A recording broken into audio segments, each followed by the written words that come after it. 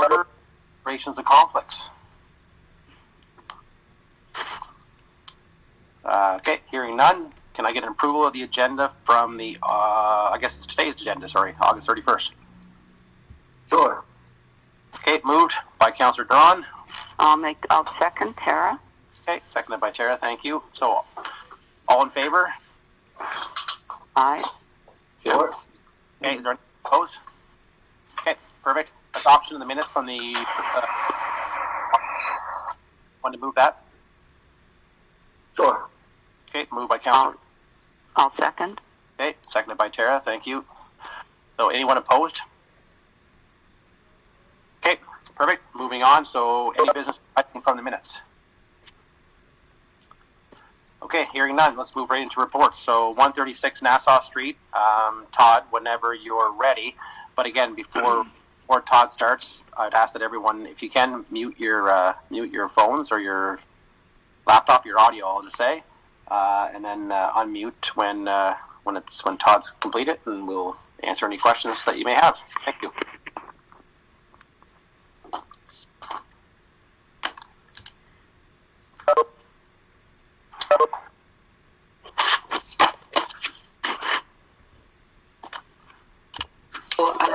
The front door remains facing Queen Street, and it's been, yes. Yes. You just started midway through a sentence. Okay. The property was originally fronting on Queen Street, and it's now accessed from Nassau Street with development that has happened on the corner there. Okay, so this is the original front entry to the property. In 2016, the property was subdivided and a development placed on the original front yard. So the original front entry of the house now is about 7 feet from the property line. They enter the property from the original rear yard now. So we have a proposal to enclose what was the original front portico on the east side. It will require a new foundation under the original wood step. They are proposing to enclose the walls and I guess leave what are now columns as corner boards, and leave this archway on the portico and put cladding in the center of it on all three sides. They say they'll have a wooden baseboard and columns that I think will essentially become corner boards.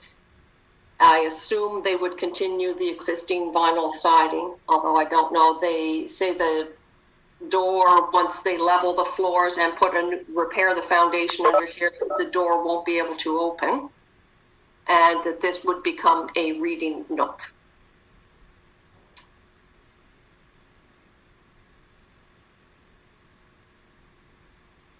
Sherry, yeah.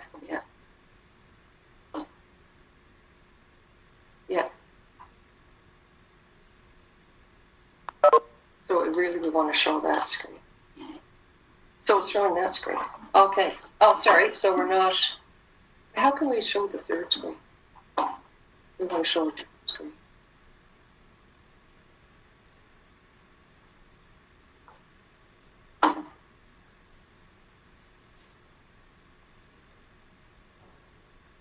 Sorry, we're just showing the wrong screen. Oh, there we go. Okay, is that better? Did we mute? Okay. Okay, so sorry, are you seeing the slides now? Yeah, that works now.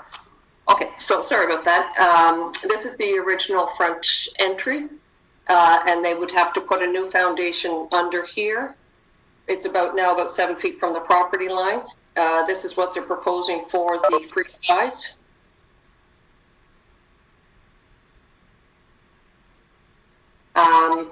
And I guess the rest is in the report. I also asked if they would just even prefer to remove it in its entirety, and they said no, they wanted to keep it and make it open space. To me, that's really an addition to the property, given that it would now require a foundation under it, and they would be enclosing what is now essentially exterior space.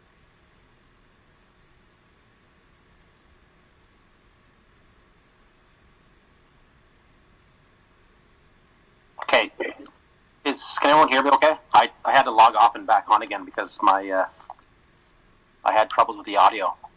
So Todd, are you all done? I am, but I was showing the wrong screen for a while. I can run through again, Greg, if you need.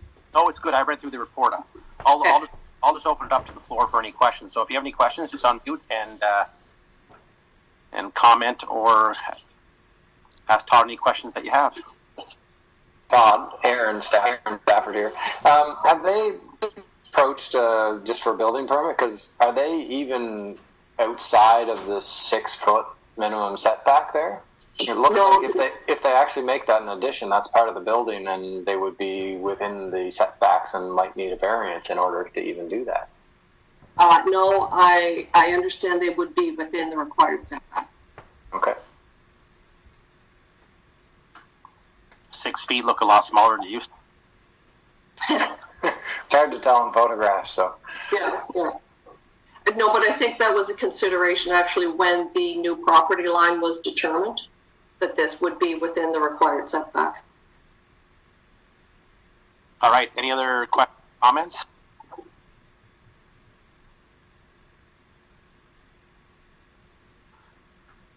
So, Todd, I missed at the very end. So what's the recommendation from yourself?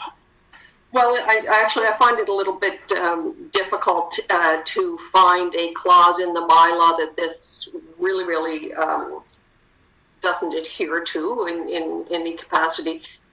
But I think overall it's the city's and the board's responsibility to ensure that any development is done in a sympathetic manner with the heritage property, and I would suggest this is not.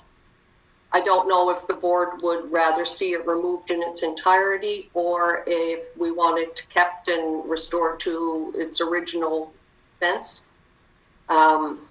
I would be inclined to not approve it the way that it is proposed. So this street that we're viewing from here, Todd, the picture, I have one where I'm looking at it from the current side profile, and I see Yes. the 2 propane tanks there. Is that Nassau Street on the other side? We're looking out towards Nassau Street. So those propane tanks are pretty visible. They're tucked behind that large tree, I guess. Okay, it's too bad. Whatever changes we make to this, that if we could hide those, would be great. Mm-hmm. Yeah, that's true. If those could be even moved to the side where we're currently standing in this photo. All right. Any other comments or questions for Todd? Aaron Stafford here again. I think the enclosure of it doesn't necessarily bother me, but it's in terms of the concept, but it's very strange to see this bump out with 0 windows, 0 doors. I mean, generally this type of, there's lots of precedent for enclosing porches, but generally you don't see them as windowless, doorless, bump outs. Office, yeah. Yeah. We've got all this articulation of the archways and the pilasters and the corners and everything that indicates entry, and yet all they're doing is boxing it in. I'd almost rather just see them. I think it's very strange without any fenestrations in this at all. I agree. Yeah, that's a good point. Thanks, Aaron. So, Todd, I'm assuming we can negotiate with the just let them know that Heritage Board, okay, if Heritage Board's okay with allowing them to enclose it, that there has to be a window or 2 put in. Yeah, so if I go back to them with some suggestions from the board, do we want to see that articulation sort of left in place, or would we rather just see it very clean with cladding and a window on each side, a window in the front? How would we want to see it done, because they will need direction? I would see if Aaron would have a comment on that one.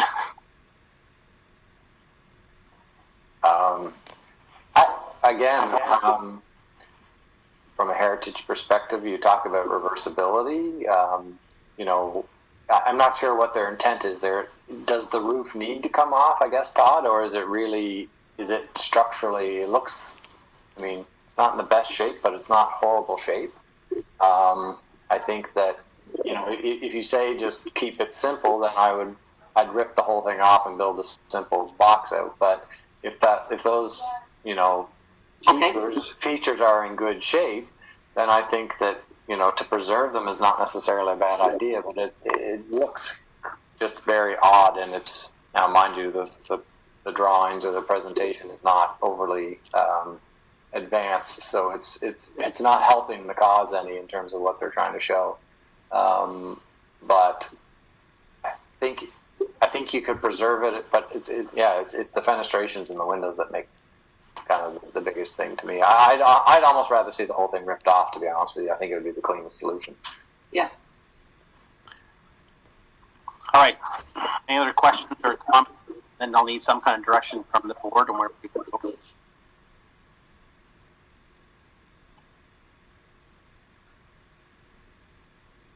Anybody else?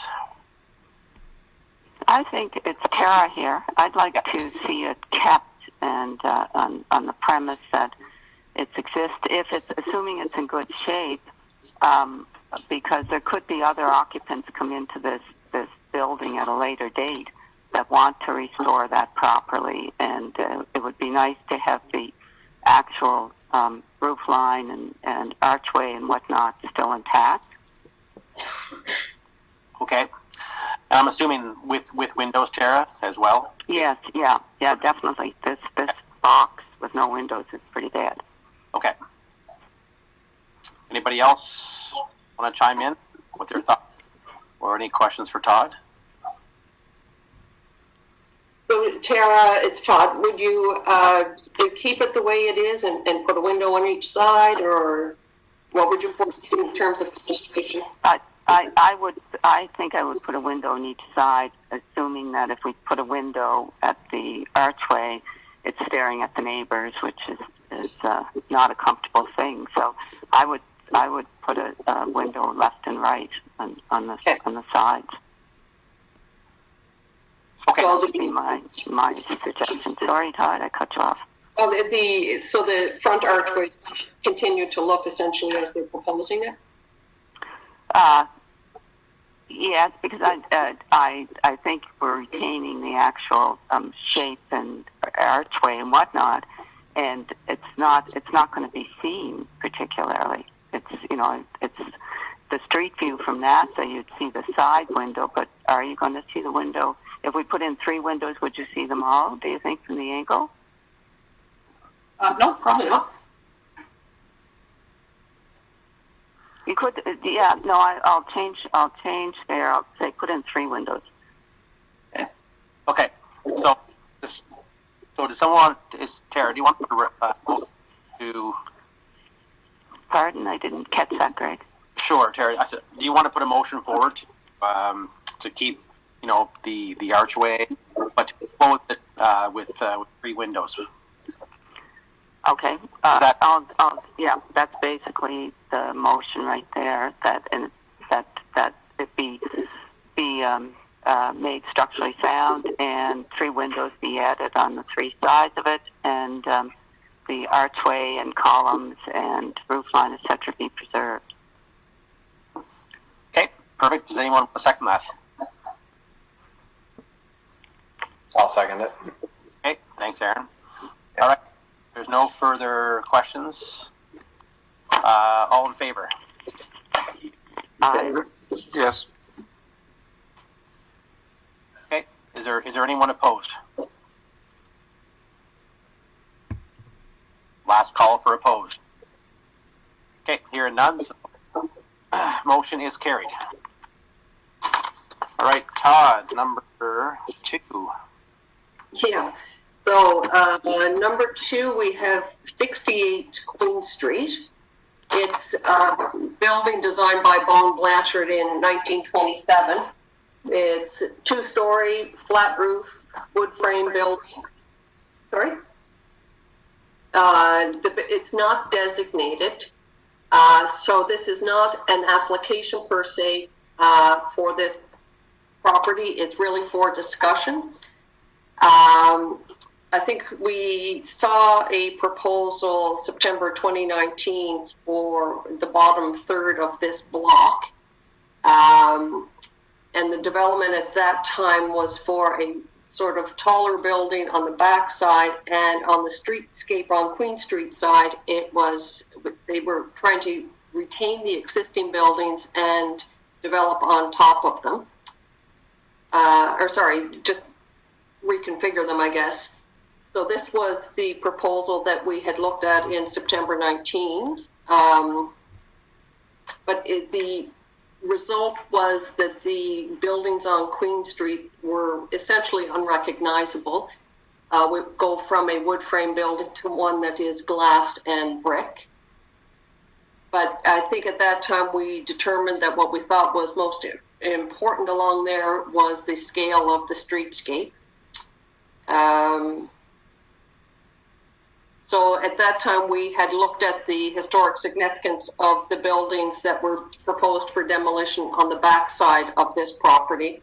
And at that time, we decided not to ask council to impose a temporary designation on those, which is really what I'm asking today is, do we feel that the current building, it has sufficient historical importance to ask council to impose a temporary designation on it? In 2008, the city did receive a proposal to demolish it, and that was rejected by council. These are photos that were taken in 2008, and in 2008, the building still was not a designated property, but it was located in the heritage area. And we've since changed our bylaws where we no longer, the buildings that are not designated do not fall under the heritage provisions, but we do have the ability to request that council impose a temporary designation where we think that a building may have some historical significance and it may be at risk of damage. So Todd, a temporary designation, how long would that last? And I guess the B would be, what are we hoping to gain with a temporary designation? Are we using it just to gather further information before making a final decision, or? Yes.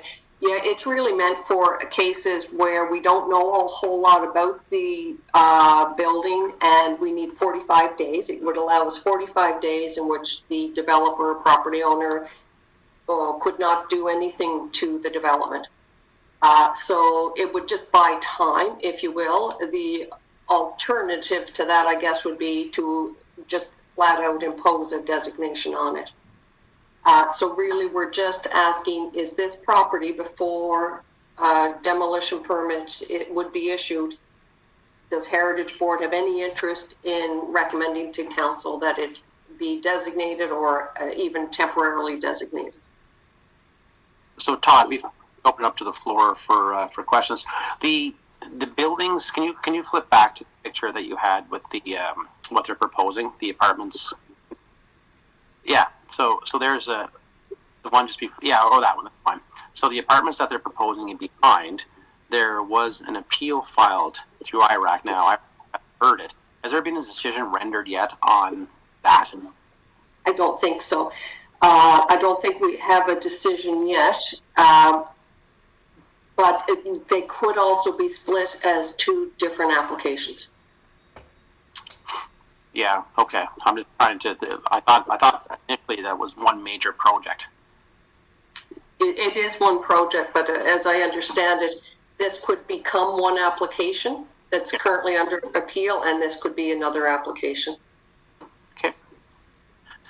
All right. If I could add to the way they dealt with it in the past, when it went to planning board, they consolidated. So the properties along Queen Street were consolidated, forming kind of one property today, and then the four properties in behind where the houses were consolidated as well, forming in kind of a second property. So they are two large properties, so two applications, two design reviews, everything along those lines. Okay. Thanks, Greg. Yeah. All right. Any questions or comments for staff? Your report indicated there may be some structural problems with that building. I think even in 2008, they had an engineering assessment done that said they would advise their clients to demolish it and start new. I haven't been in the building. I don't really know what it's like structurally. Todd, a question for you just on the bylaws, because I'm curious, because make sure I'm reading the current ones, but in section 4.2, it talks about the fact that demolition cannot happen even within a preservation area without first revoking the designation for that portion of the heritage preservation area, even though the building's not preserved or designated. I guess we would have to get into a debate then whether we have a heritage preservation area, because as it stands now, the 500 lot area is not subject to the heritage preservation bylaw, but it is subject to the design review process. Oh. Okay. So where is the heritage designation area or heritage preservation area? We don't have a heritage area at the moment. Oh. We did have, and then when we changed the bylaw now just refers to designated properties. Okay, so that's not going to help us any. No. No. So the risk of temporarily designating it sooner rather than later is that the 45-day window ticks by and then they're good to do whatever they want. No? Right. Well, depending. Yes. Didn't you indicate, Todd, too, that if we wanted to make a permanent designation on this property, that we do have that authority? I guess we do. Typically, I think the process would be that we would temporarily designate it. Given that we already have an application in process for it, it may be perceived as trying to hold up the process if we came out and imposed a full designation on it. The question would be, why didn't we do that before, I guess? So I think the process is sort of set up that we would do a temporary designation first. Okay. And that would allow us to then, I guess, develop or build a case for why it should be preserved if there was new information or new research that could be collected to, if it wants to be saved, I guess. Although, to be fair, I think we've already tried to do any research we could on it. Okay. Yeah. So the temporary designation, again, going back to my original question, would be to accomplish what? If we've reviewed as much as we can review, then is this just buying time to make Stalling. or exactly, or do we need to rip the Band-Aid off and make a decision? We believe that the property is designated, or I agree. I think we've done whatever research we can on it, and the question is really, do we think there's any historical significance to the property that we should cause it to not be demolished as a right? So Todd, did you say that this is discussion only? So do we have another application right now in to demolish it? Right now, it's just an inquiry to demolish it. Okay. Originally, they were going to renovate it, and now they're inquiring what would happen if they applied to demolish it. So I think we could anticipate an application coming in to demolish it. I would like to, before, again, thank God this is only discussion only right now. I mean, I'd certainly like to sit down with the developers again, because the initial conversation that we had, the initial presentation that was done, was indeed to try to save some of the facade and build behind. Now this is a total demo, so it's a little different than we had originally. My off base. I'm worried, but it's certainly, this is dramatically changing that block and certainly taking any heritage value from that whole area of the streetscape, with the new building. And this isn't a comment on the design of the new building. It's just that Lower Queen Street was composed of smaller, low heritage buildings, and we're literally wiping out almost a whole block of it, just leaving the Duffy store at the end. And is that really what we want to do?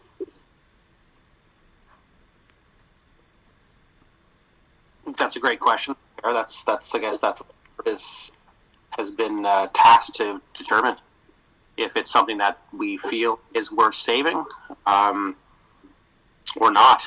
But we're sorry, Greg. We're caught with a building that's on that in 2008 had structural issues, so I'm suspecting it hasn't improved since then. And it's certainly the thin edge of the wedge. Well, it's the whole wedge.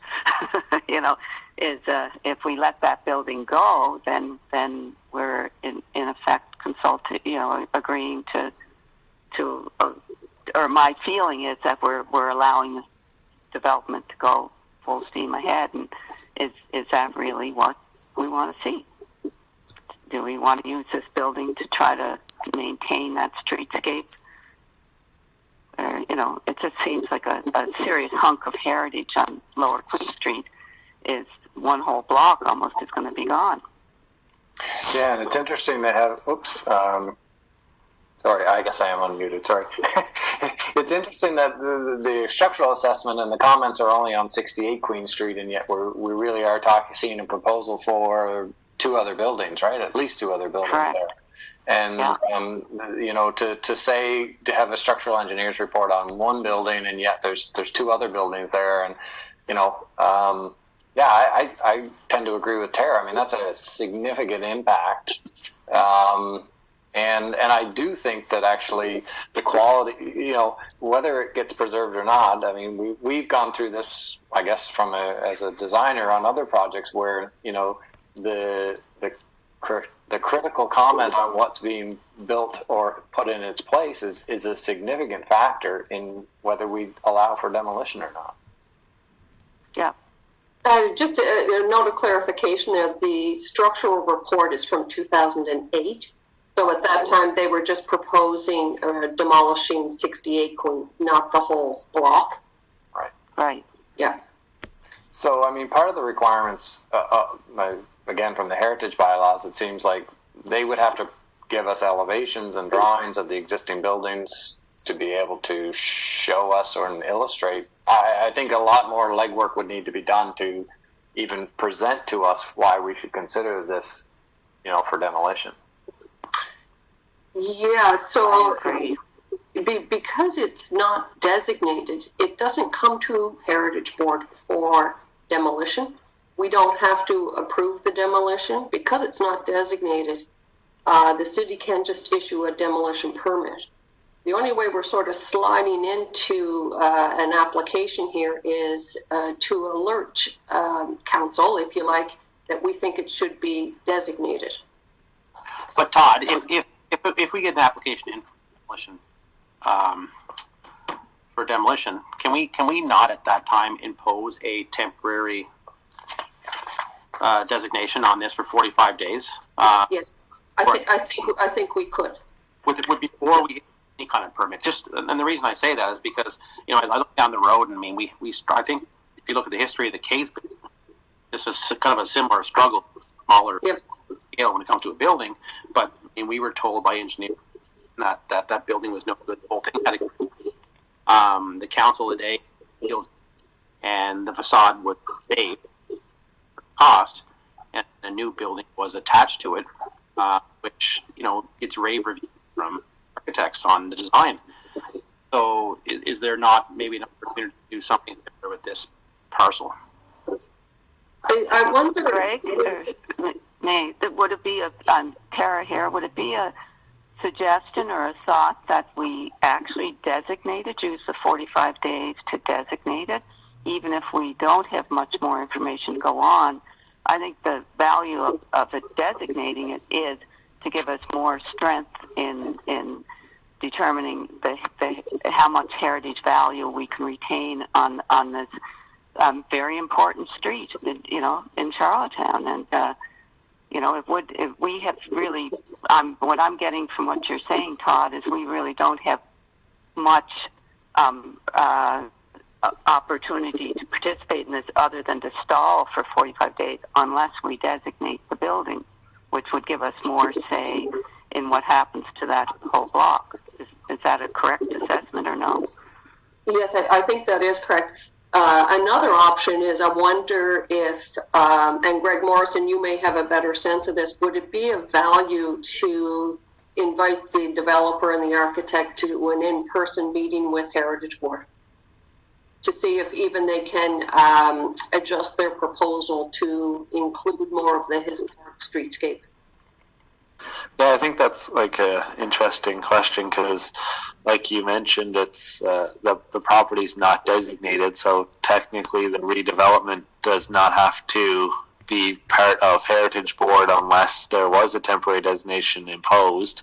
Otherwise, it would go through Planning Board for any variances they might need, and then obviously design review.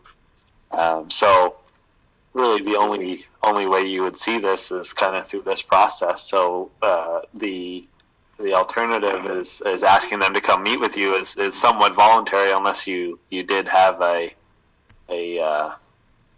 temporary designation imposed on them and there was conditions to that, let's say. But we've never actually done a temporary designation, so that process might need some massaging. So Greg and Todd, I guess. So the fact that with regards to the demolition tells me that, again, that they didn't come in with right demolition, tells me that the applicant may see that there might be a problem, and there maybe is a willingness to come in. Again, I don't think there's any thing put the invite in the Heritage Board to discuss this before any kind of permit is issued or even asked for. And if there is one in between meeting the applicants, then again, we have that authority to a temporary designation in place to until we meet, until we're satisfied. And then if no meeting takes account at their discretion, can designate this. Is that, am I wrong? You're kind of big time, Greg. I can't hear you at all. Yeah, I agree. It's hard. Yeah, I think what you're trying to say, Greg, is correct. That maybe if we met with them and tried to work with them, and if that didn't work at a later point, we could then impose the temporary designation. But it might be useful to meet with them prior to them submitting an application for demolition that we actually have to deal with. Right. That's exactly what I'm trying to say, because again, the fact that they've come in and made this inquiry leads me to believe that they know this is not something that's going to be easy. They know it's not heritage. So again, if they know all the rules, then why wouldn't they have just come in and ask for a demolition permit without even initiating the conversation? Yeah, I think when they came in and met with me, it was more of a, I know we proposed this and now we're changing it. Is this an issue kind of thing? More so than the heritage side of it. So once they had the discussion with me, I talked to Todd, and obviously we're here today. But what I could do is kind of pass along the message that, like I told them, we were going to go for an information only, like we did for the other buildings, and I could pass the message that there was some concern from Heritage Board regarding its demolition and whether a temporary designation or not be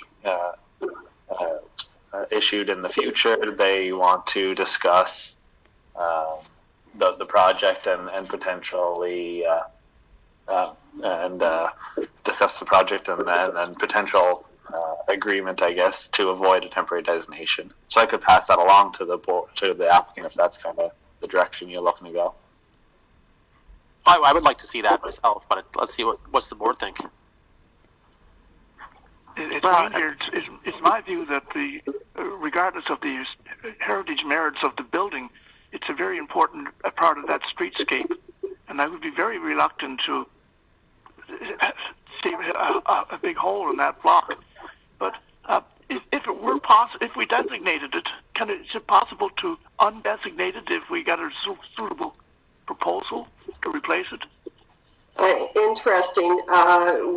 I don't think we want to get into setting a precedent where we de-designate properties. It's interesting also to note that the proposal that they have brought in, which was originally to renovate the existing buildings, looks nothing like the existing buildings, even if this proposal were built and they weren't proposing to demolish. We don't really have any say. So I think we're better off to work with the applicants and say that we would like to see a development using the existing buildings and reflecting some of the heritage and trying to keep particularly 68 Queen Street, so that we don't have to impose a full designation on the block.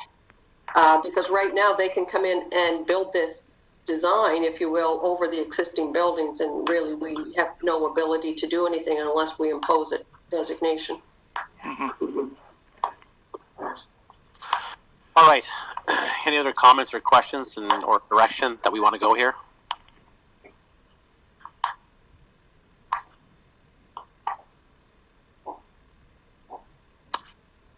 Here, I'll just put the motion forward that they proceed with what the conversation with the, or not a motion because it's a discussion, but I would go with that too, that they have that discussion.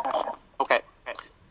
So in the event that they don't want to discuss, which I don't think is going to be the case, then I'm assuming we can call an emergency meeting of Sure. Heritage, Sure. if need be. I think the general appetite here from this group is not to do anything drastic right now until we get more information from the applicant themselves. Okay. Is that okay with everyone? Yep. Yeah.